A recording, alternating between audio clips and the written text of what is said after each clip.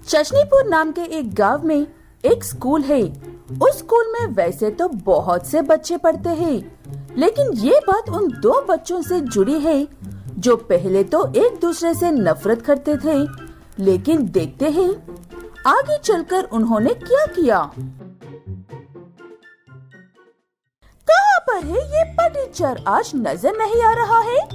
कहीं चुप कर तो नहीं बैठा है मेरे डर से? मुझे किसी से भी डरने या छुपने की जरूरत नहीं है। लगता है किसी को मेरी कुछ ज्यादा ही याद आ रही थी। ऐसे दोनों हर वक्त एक दूसरे से लड़ते ही रहते हैं। चिंकी गाय उसका मजाक उड़ाने का मौका ढूंढती है तो चमन बैल उसके मजाक को उसी पर डालने की कोशिश करता रहता है। और ये सब करने के लिए दोनों अपने अपने दोस्तों का सहारा लेते रहते हैं। अरे बस कर यार, अभी अभी तो आए हैं स्कूल में, अभी तो पूरा दिन पड़ा हुआ है, कर लेना बकबक। यही सपने देखो बस, हमें कोई काम नहीं है क्या सारा दिन तुम्हारे साथ बकबक करने के लिए? चलो यहाँ से, इनके साथ और बात करने की जरूरत नहीं है।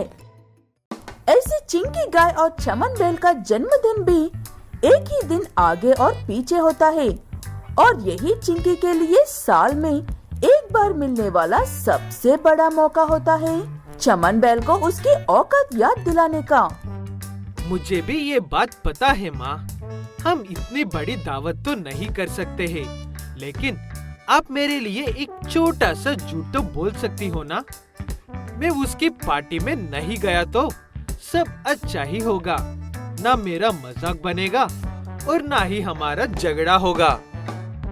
ठीक है कहकर चमन की माँ उसकी बात मान जाती है, लेकिन यहाँ पर चिंकी भी इसी कोशिश में लगती थी कि चाहे कुछ भी हो चमन उसकी पार्टी में आना चाहिए।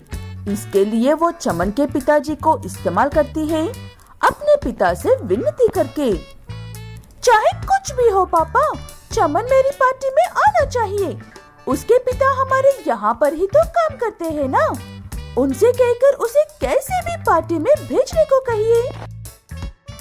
चिंकी चमन की अच्छी दोस्त होगी, इसलिए ऐसे कह रही होगी सोचकर चिंकी के पिता जाकर चमन के पिता से कैसे भी करके चमन को उसकी बेटी की बर्थडे पार्टी में भेजने को कहते हैं। इस तरह ना चाहते हुए भी चमन बैल को मजबूरन चिंकी की पार्टी में आना पड़ता है, और आते ही उसने जो सोचा था वही होता है। लो, वो आ गया है हमारे नौकर का बेटा। ओए चमन, आते आते हम सब के लिए वहाँ से कट किया हुआ केक लेकर आना, वरना मेरे पापा से कहकर तुम्हारे बाप की नौकरी बंद करवा दूंगी। ऐसे बातों से सिर्फ चिंकी को ही मजा आता है, क्योंकि आसपास सभी बड़े लोग खड़े थे और सबके सब चिंकी को ही देख रहे थे। चमन चुपचाप उन्हें केक लाकर देता है और किसी काम के बहाने बाहर निकलकर वहाँ से अपने घर भाग जाता है। पार्टी खत्म होने के बाद चिंकी के पिता बड़ी शर्मिंदगी के साथ चमन के पिता से माफी मांगते हैं चिंकी की ऐसी हरकत की वजह से।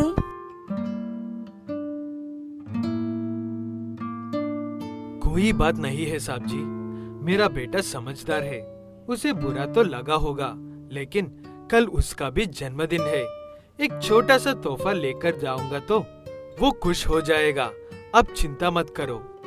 ऐसे कहकर चमन के पिता धीरू भी घर लौट जाते हैं। उनके जाने तक चमन सो गया था। उसे ऐसे देखकर धीरू को बिल्कुल भी अच्छा नहीं लगता है, इसलिए अगले दिन वो भी अपने बेटे के लिए घर में एक छोटी सी दावत रखकर सबको बुलाते हैं, और सबसे पहले तो वहाँ पर चिंकी ही पहुँचती है।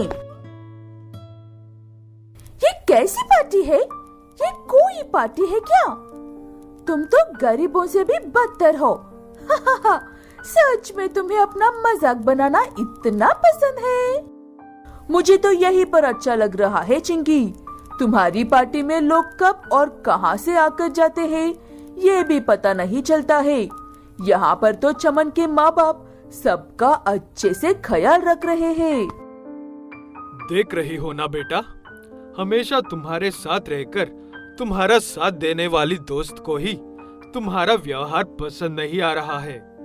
सबको पैसों से फर्क नहीं पड़ता है, दिल साफ होना चाहिए। चिंकी आज 4 बड़े लोगों से 4 बातें सुनकर और सीखकर अपनी गलती समझकर चमन से माफी मांगकर अच्छा बर्ताव करने लगती है।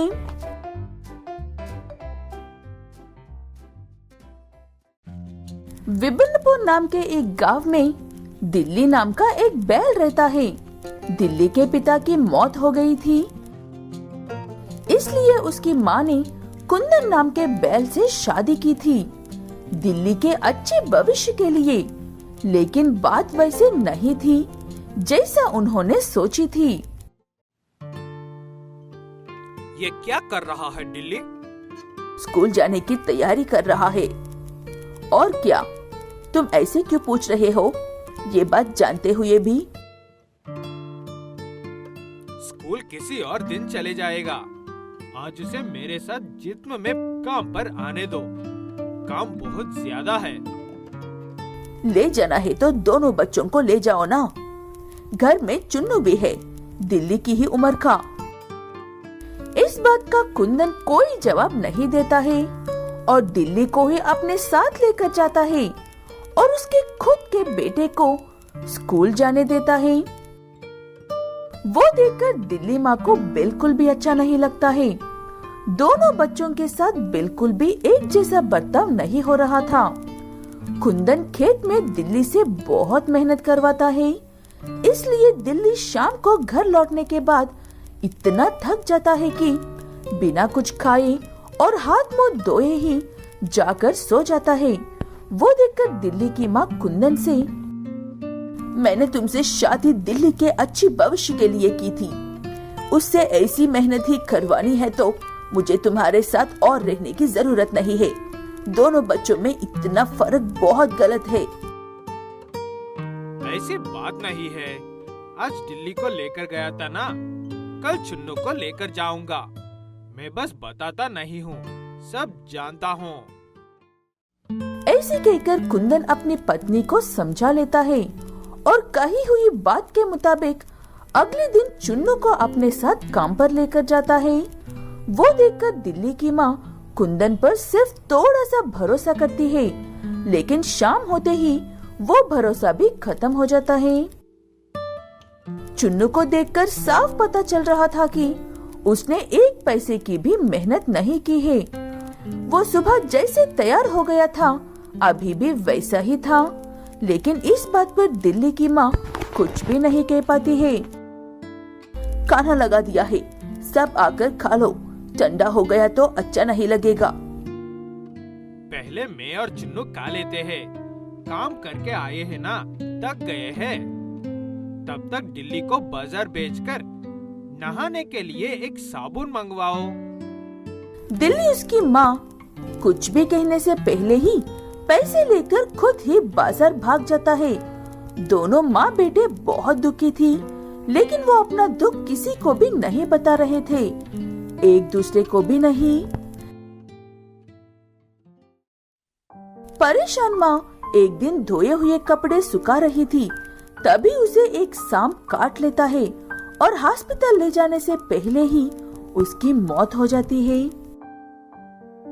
तुम्हारी माँ की अंतिम संस्कार होने तक यहाँ पर रह सकते हो, उसके बाद अपना सामान बंद करके यहाँ से निकल जाओ, समझ गए ना?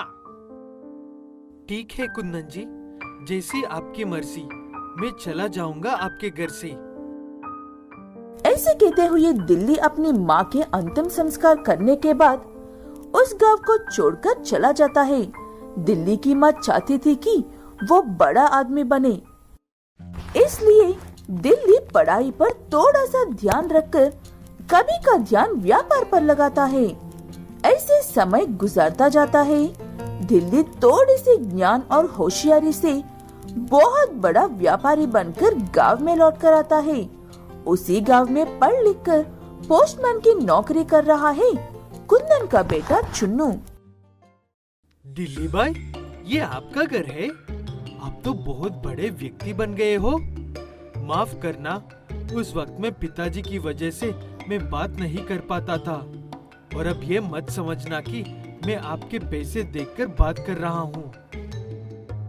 मुझे पता है भाई, इंसान को पहले नजर में ही जान लेता हूँ मैं, इसीलिए यहाँ तक पहुँच पाया हूँ। और बताओ, पिताजी कैसे हैं? चुन्नू कहता है कि कुंदन के पिता की तबीयत बिल्कुल भी ठीक नहीं है।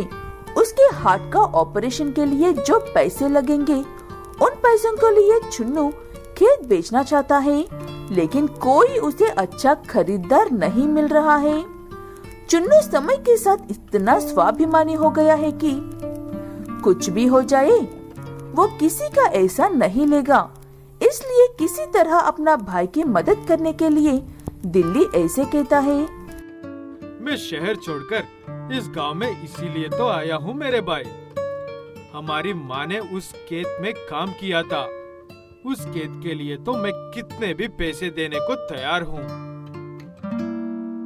ऐसे दिल्ली अपने भाई की मदद करता है और चुन्नू ये बात जानते हुए भी उसकी मदद ना लिए बिना नहीं रह पाता है।